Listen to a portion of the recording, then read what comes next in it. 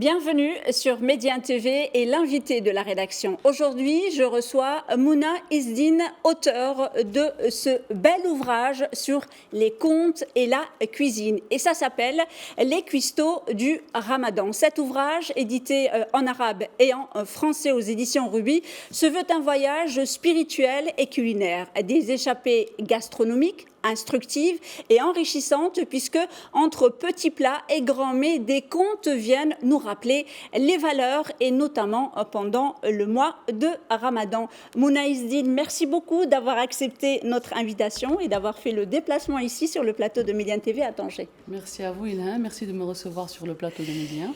Alors, ma toute première question, comment est née l'idée de ce très très bel ouvrage? Je vais un peu expliquer au public, puisque j'ai la chance de le feuilleter hier. En tout cas, on voyage à travers les pays, on nous raconte des histoires et à la fin, une petite recette, bien sûr, liée au pays. Comment est née donc l'idée de ce bel ouvrage?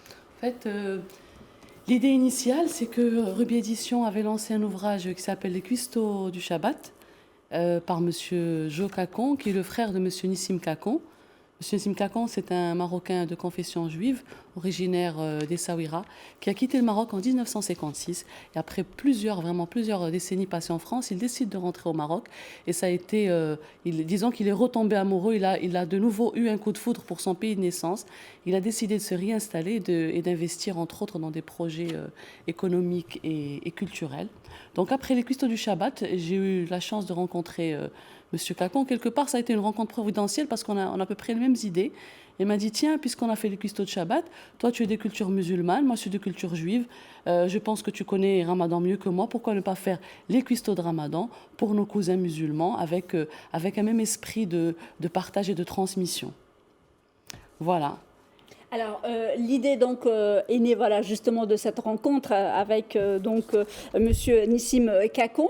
Mais comment s'est fait justement le choix des pays dans lesquels on voyage? Parce qu'on est au Maroc, on est en Afrique, on est en Europe, on est en Asie. Expliquez-nous un peu le choix, et est-ce que réellement vous vous êtes déplacé dans ces villes? Dans certaines destinations, oui. Pour d'autres, j'ai beaucoup lu, et en plus, disons que j'ai choisi aussi des pays les plus connus dans le monde musulman, en tout cas pour ce tome 1. C'est-à-dire des pays, par exemple, comme quand on dit Tunisie, Algérie, Maroc, on pense tout de suite que ce sont des pays musulmans, d'autres un peu moins, comme par exemple Zanzibar, qui n'est pas connu de tous, certaines îles et tout. Et il y avait aussi cette idée-là de faire voyager, pas seulement dans l'espace, mais aussi dans le temps. Donc, dans l'espace, il y a des destinations effectivement que j'ai visitées moi, ou Monsieur Kakon qui m'a raconté et tout, mais d'autres, c'est surtout un voyage à travers le temps, à travers les différents temps de l'islam dans ces pays-là. Donc, c'était un choix, disons, je dirais pas un choix de facilité, mais un choix guidé par un souci de faire connaître ces destinations-là au grand public. Donc, on a commencé par les plus connus. Le tome 2, il y aura des destinations plus insolites. Alors, comme je le disais, donc c'est un voyage donc dans plusieurs villes du monde, dans plusieurs régions. Et l'idée des contes, comment on choisit un conte par rapport à une recette? Là, j'ai ouvert la page. D'ailleurs, c'est vous qui l'avez écrit. Donc, c'est une 10e nuit à Bamako, donc c'est vous qui l'avez écrit, et donc c'est la recette qu'on a, c'est le fondé au mil et au lait caillé. Alors comment vous liez justement une recette à une histoire, à un conte? En fait, j'ai veillé à choisir des recettes qui soient consommées pendant le mois de Ramadan et qui soient spécifiques à ce pays. Par exemple, le fondé au mil et au lait caillé, normalement, la recette originelle, il y a de la viande en général, et c'est un plat qui est très riche chez les Maliens. Pourquoi j'ai choisi de le faire sans viande? Parce que dans ce conte-là, je raconte une tradition qui est très particulière au Mali, c'est-à-dire pendant Ramadan, il y a une fête qu'on appelle Sawali Wali, que font les petites filles. Alors les petites filles, elles se déguisent, les garçons aussi. C'est une sorte de Halloween à la malienne. Ils vont toquer aux portes des maisons, et on leur donne des friandises et on leur donne des céréales. Parce que comme vous savez, en Afrique subsaharienne, les céréales, c'est vraiment un plat de base. Et à partir de ce qu'ils ont collecté de ces friandises et de ces céréales-là, ils préparent un plat spécifique que font les enfants pour eux-mêmes. Et ensuite, une fois qu'ils ont fini de préparer, ils partent et ils l'offrent en offrande à la déesse du fleuve. Et les enfants peuvent le faire jusqu'à l'âge de l'adolescence. Là, par exemple, c'était un plat particulier à ces traditions-là maliennes. Alors, pour les autres, au Maroc, j'ai vu qu'il y avait la harira. Oui. Alors, le Maroc, je veux dire, c'est vrai qu'il y a une ou deux ou trois histoires peut-être sur le. Trois ou quatre histoires sur le Maroc, oui. Sur le Maroc. Alors, est-ce que c'est le choix de l'éditrice, le choix de la journaliste, ou c'est le choix de la Marocaine qui a quand même préféré telle recette à d'autres? Alors, je lui dis franchement, c'est le choix de la Marocaine. En plus, il y a des incontournables. Quand on dit le Maroc, on pense automatiquement, pour Ramadan, on pense automatiquement à la harira. La harira, on l'a choisie pour la ville de Fès, parce que bien sûr, c'est la gastronomie fassi, elle est mondialement connue.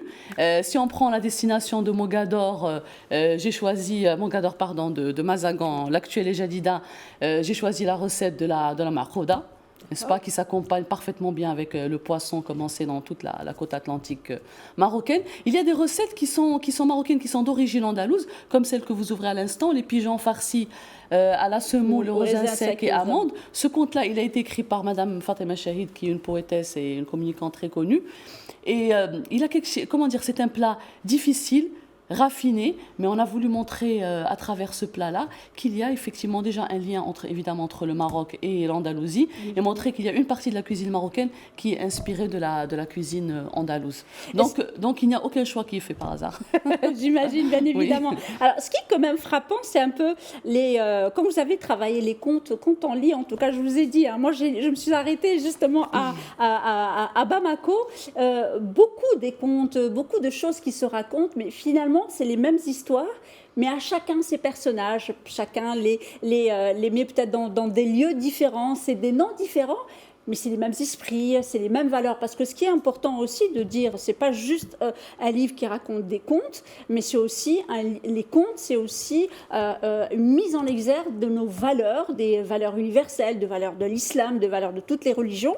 Et c'est important de voir que ces valeurs que nous avons nous, mais qui existent à Bamako, qui existent en Égypte, en Tunisie, sont les mêmes, mais sur les contes, on met juste des noms différents. Exactement, c'est des noms différents, des personnages différents, aussi des contextes différents. Par exemple, la culture tunisienne, moi j'ai choisi le port de Sfax parce qu'il a une histoire très riche, il a une histoire cosmopolite, donc j'ai raconté l'histoire d'un homme d'un certain âge qui a une nostalgie pour une époque révolue, et qui est là, et finalement, quand le Eden se fait entendre, avec quoi il prend son ftour, il le prend avec il mange une date, comme cela se fait depuis la nuit des temps dans l'islam. Si on prend l'exemple de l'Égypte avec le Mesfouf au Fèves, j'ai choisi volontairement la ville d'Alger parce qu'elle a aussi une histoire très forte. Et c'est comme vous dites toujours ces valeurs-là qui reviennent, à savoir l'aumône, la solidarité, le recueillement et le retour aux choses spirituelles pour montrer que finalement dans ce monde-là qui devient très matériel et très matérialiste, où tout, on en parlait tout à l'heure, où tout se consomme très vite et tout, finalement les religions, au-delà de leur côté, régulateur ou dogmatique, il y a ce côté de repère, de retrouvailles, et c'est quelque chose de beaucoup plus culturel que cultuel, et c'est ce qu'on retrouve dans ce livre. C'est vraiment comment l'islam a imprégné ces cultures et comment lui-même il s'est imprégné de ces cultures-là pour nous donner la beauté des cultures et des patrimoines musulmans qu'on retrouve actuellement. Alors comment justement, quand vous le disiez, donc c'est vous qui avez un peu travaillé tout l'ouvrage, vous êtes l'auteur principal de cet ouvrage, même s'il y a Intisar Nzaoui, il y a Fatima Chahid, il y a Younes Haddad. Et l'illustrateur, oui. Voilà, donc Younes Haddad qui est donc l'illustrateur. Comment justement vous avez... comment on peut lier des contes à une histoire culinaire, à de la gastronomie ?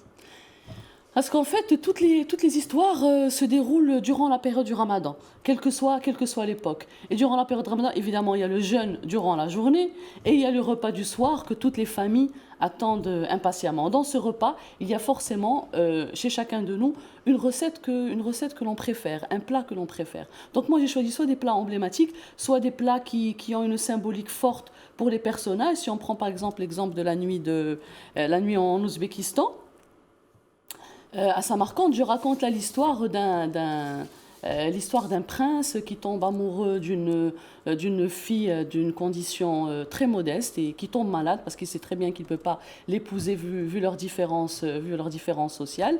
Et finalement, son père fait appel au célèbre médecin Avicenne. médiéval Avicenne, Ibn Sina, qui se rend au chevet du prince et qui se rend compte en fait que ce jeune homme-là est amoureux. Qu'est-ce qu'il lui prescrit? Il lui prescrit du plov.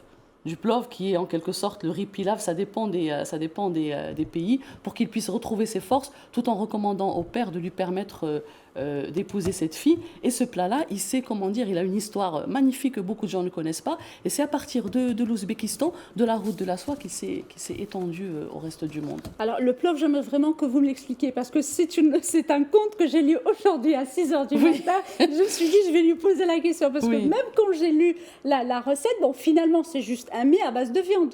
Viande et du riz. D'accord. Oui. Donc c'est ça le plov. Oui, c'est ça le plov.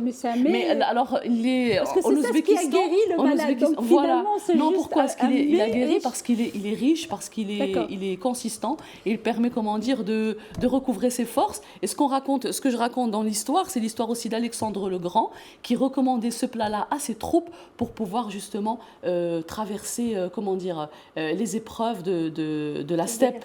Etc. Voilà. D'accord, donc parce que ce matin je me suis dit bon, à 6h du matin, j'imagine. Surtout avec les jeunes, on a du mal. Mais au-delà justement de raconter, moi j'aimerais qu'on parle un peu de l'écriture, parce que ce n'est pas un exercice facile de lire beaucoup d'ouvrages, de lire beaucoup d'histoires et d'essayer de condenser. Vous êtes journaliste bien évidemment. Comment s'est fait justement cette écriture pour une meilleure approche auprès justement d'un public, parce que ça se lit très facilement, on comprend très bien l'histoire. Est-ce qu'il y a aussi une manière d'écrire qui fait que ce livre, c'est vraiment il a du bon goût, je me permets de dire. Et en fait, je vous l'avoue, ce n'est pas un exercice évident parce qu'il y a beaucoup de recherches et il a fallu aussi que je sorte de mon rôle de journaliste, parce que quelque part, il y a une déformation professionnelle de vouloir mettre un excès d'informations, de vouloir tout dire en peu de temps. Donc, il a fallu que je m'exerce vraiment à l'exercice littéraire, même s'il m'est déjà arrivé d'écrire des histoires pour moi-même, des poèmes. Et ce qui m'a aidé, je vous l'avoue, c'est que j'ai aussi enseigné. J'ai enseigné à des enfants pendant 4 ans et je leur disais beaucoup d'histoires. Je leur disais beaucoup d'histoires en classe ou alors durant les cours particuliers, etc. Et ça, c'est un exercice qui m'a beaucoup aidé parce que comme on sait, le schéma narratif, finalement, dans le monde, c'est partout. On a la situation initiale, l'intrigue, le dénouement, etc. Donc, j'ai travaillé sur ce schéma narratif-là en gardant à l'esprit que le livre était destiné au grand public et probablement aussi le jeune public, c'est-à-dire des enfants à partir de l'âge de 10-11 ans, c'est-à-dire la fin du primaire, début collège, ça leur reste accessible. Et aussi vulgariser et parfois aussi des petites notes de bas de page pour expliquer. Oui, bien sûr. Des références historiques ou géographiques. Et à la fin, il y a la morale. Ah oui, alors justement, je vais arriver à la morale, parce que c'est pour ça que je dis, ce livre est très très riche, on apprend beaucoup de choses. Je ne cache pas, j'adore les contes, donc forcément on voyage dans cet univers, c'est un univers de rêve, mais c'est parsemé quand même de très très belles choses. Vous avez donc vous avez l'histoire, vous avez la recette et vous avez justement les dictons. Comment le choix aussi des dictons, il s'est fait dans le dicton moral, on veut dire. Oui, alors il y a des dictons, des proverbes qui ont été puisés du patrimoine populaire de chaque pays. D'ailleurs, il y en a aussi au centre du livre. Oui, justement, voilà. Ce que je suis en train de montrer au public, aux téléspectateurs. Donc il y en a une dizaine. Exactement, une dizaine. Il y a la morale à la fin. Parfois, ce sont des hadiths du prophète. Des fois, ce sont juste des proverbes. Des fois, des citations même de l'auteur. Et ça a été choisi, comment dire, pour leur profondeur, pour leur puissance du message et aussi pour la cohérence du message, du dicton avec l'histoire. Par exemple, si on prend celle-là qu'on voit sur l'écran, La nuit de Taman Rasset, qui raconte l'histoire de Tin Inan, la reine-mère du peuple Touareg. À la fin, je cite un proverbe Touareg qui dit que celui qui réside fasse en sorte que celui qui passe se souviennent. J'ai trouvé que c'est un proverbe magnifique parce qu'on connaît la culture Touareg, c'est une culture nomade. Et si par exemple on a la chance, parce que moi il m'est arrivé de rencontrer des nomades par exemple au sud-est du Maroc, et ce sont des nomades, ils passent, mais ils font toujours passer quelque chose avec eux. Et quand on les rencontre, on n'oublie jamais, on garde toujours un souvenir de cette rencontre-là. Donc voilà, ça dépend de l'histoire, ça dépend de beaucoup de choses. Justement, la richesse du livre, donc les cuistots du Ramadan, est-ce qu'elle est au fait aussi liée à à toutes ces annotations, le fait qu'on parle, on parle de cuisine, on parle de contes, en fait, c'est d'histoires, est-ce qu'elles sont réelles ou pas réelles, mais c'est parsemé aussi de hadiths, les dictons. Donc il y a en fait, il y a un tas de choses qui font que ce livre, vraiment, on ne sait pas si on est entre la réalité, on est entre... Il est particulier, il est vraiment attachant, cet ouvrage. C'est le but, on voulait que ce soit à la fois entre la réalité, il y a, si vous avez lu, vous êtes vous-même journaliste, vous allez remarquer que quelque part, il y a un peu d'écriture journalistique, parce qu'il y a de la recherche, il y a de l'histoire, il y a de la géographie, et en même temps, on a voulu volontairement qu'il y ait de la fiction, qu'il y ait du rêve, pour transporter un peu les gens, en fait, comme à l'époque de nos grands-parents. Je pense que peut-être on fait partie de la dernière génération qui a eu la chance d'avoir des grands-parents qui racontaient des histoires, parce que la télé était moins omniprésente, les réseaux sociaux étaient moins omniprésents. Donc quand on allait au lit, ou parfois même durant la journée ou le soir, on avait nos grands-parents qui nous racontaient des histoires. Et je voulais que ce soit sur ce temps-là, pour faire rêver, pour faire un peu oublier les soucis du quotidien. Et même quand il y a des soucis, par exemple, la deuxième nuit à Alep, où je parle d'une période précise au XVIIe siècle, qui est la famine qui avait traversé, une famine très grave qui avait traversé la Syrie. Malgré toutes ces épreuves, quand on garde la foi, quand on a cette foi dans le divin, cet amour de l'autre, et voilà, quand on croit quand même en la force de la vie, elle finit toujours par reprendre le dessus. Il faut toujours garder l'espoir, c'est le message. Malgré la misère, malgré la famine, malgré toutes les difficultés qu'on peut traverser au niveau de sa santé, de son mental, etc., quand on a la foi, on finit toujours par surmonter les épreuves. Quand on arrive à faire de belles recettes. J'ai envie de vous poser de belles recettes. Alors, de toutes ces recettes, il y en a 29, il faut dire, parce que l'ouvrage, c'est 29 nuits de Ramadan. Là, on ne va pas attendre si il y a le croissant ou pas le croissant, il y en a 29, donc on ne se casse pas la tête. Ce qui est sûr, c'est les 29 jours de Ramadan. Et quel est un peu de toutes ces, hormis les Marocaines, bien sûr, desquelles on est très proche et qu'on aime beaucoup pendant ces mois de Ramadan, quel est un peu le mets qui vous a le plus fasciné? Vous avez trouvé beaucoup de plaisir à aller chercher la recette, et je ne sais pas si vous en avez essayé des recettes. Alors, je vous le dis, on a en fait recruté une chef cuisinière qui les a toutes testées. Elle était ravie. Bon, on en a goûté, on a eu la chance d'en goûter quelques-unes. Celle que moi, je préfère, par exemple, celle de la 11e nuit à la Beqa au Liban, je l'aime beaucoup. C'est vrai, vous avez ouvert comme ça, mais j'y pense, une recette que j'aime beaucoup, parce que c'est une recette, en fait, très simple, à base de lentilles, très conviviale, délicieuse, et c'est un peu aussi l'esprit du livre. C'est toujours rester dans cette convivialité, dans cette simplicité. Et si vous deviez en essayer une, laquelle vous essayerez de toutes ces... De préparer, moi il m'arrive, c'est vrai, de cuisiner un peu, mais celle que j'aimerais préparer, c'est les pigeons farcis. J'ai vu la chef cuisinière faire. C'est difficile, c'est vraiment difficile, mais elle a l'air délicieuse et j'aimerais bien m'y essayer. Alors, c'est vrai qu'on vous a invité pour parler de cet ouvrage, mais ça donne envie aussi de connaître le personnage derrière cet ouvrage. Mouna Izdine, racontez-nous qui êtes-vous? Alors, qui je suis? Comment résumer ça? Ne mettez pas un conte, mais vraiment la réalité. On veut la réalité, on ne veut pas une histoire. La réalité, je suis originaire de la ville de Kénitra, avec des origines amazighs de par mes deux parents. Donc j'ai fait mes études à la mission française, mais je n'ai jamais quitté le Maroc. J'ai fait le choix de rester ici dans mon pays. Donc j'ai fait une formation à l'ISCAE, j'ai eu mon diplôme à l'ISCAE, l'école de commerce public. Et après, j'ai pu furquer vers la presse parce que j'ai toujours adoré écrire, j'ai toujours adoré l'univers des mots. Et après 20 ans dans le métier de la presse, je voulais quelque chose de plus littéraire. Et c'est comme ça que je me suis dirigée vers les éditions Ruby. Alors, racontez-nous justement, ce n'est pas une expérience facile, l'édition, quand on est au Maroc, quand on sait aussi les gens qui ne lisent pas beaucoup, mais ce genre de livre, je pense que c'est un autre rapport. Peut-être qu'aujourd'hui, il faut penser autrement le livre qu'on présente au public, et je pense que ce genre de livre a un public. Est-ce que aussi, quelle est la relation que peut avoir le public, parce que vous avez déjà présenté le livre entre Casablanca, j'imagine, et Rabat, donc vous avez des rencontres. Comment a été l'accueil du public? L'accueil du public, en fait, ils ont beaucoup aimé le format.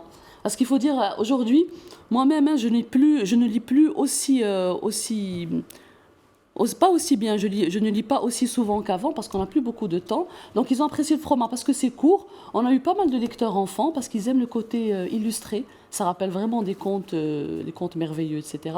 Donc le format court, illustré.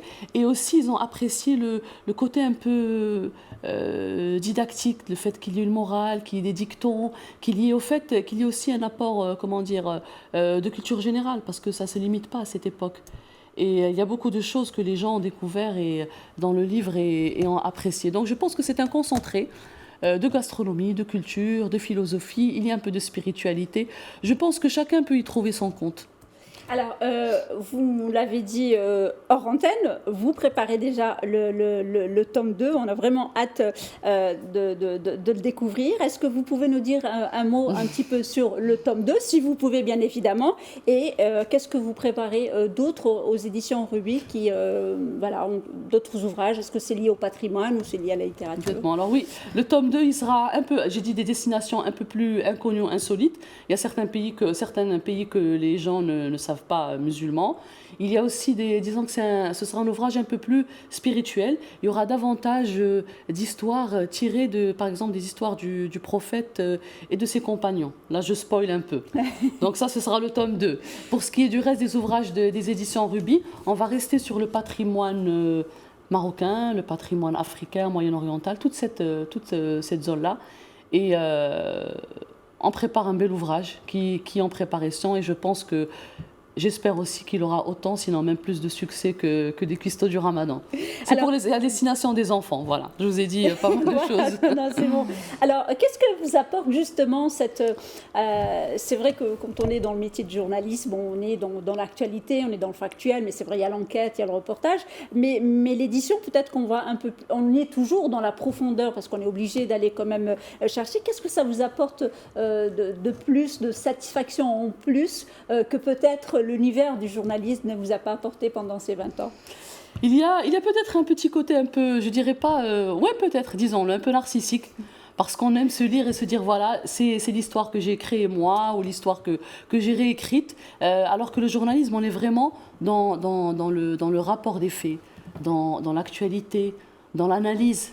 Et là, ce qui est bien dans l'édition, c'est qu'on s'autorise à rêver, que l'on écrive ou qu'on lise, parce qu'il m'arrive aussi bien sûr de lire des manuscrits d'autres auteurs, et c'est quelque chose en fait qui est à la fois très prenant, qui est chronophage, mais c'est magnifique parce qu'on plonge dans l'univers et quand on voit, par exemple, quand on écrit soi-même, c'est quelque chose, on est souvent très exigeant, on n'est pas satisfait de soi, on refait, on réécrit, mais quand on lit les autres, c'est comme si, voilà, c'est un livre ouvert, on entre dans leur univers, on plonge et on oublie tout ce qu'il y a alentour. Quand on aime le monde de la littérature, quand on aime l'écriture, ça permet vraiment d'oublier tout ce qui se passe autour, de plonger dans ce monde-là et de vivre une expérience magique, je trouve. L'écriture, c'est magique.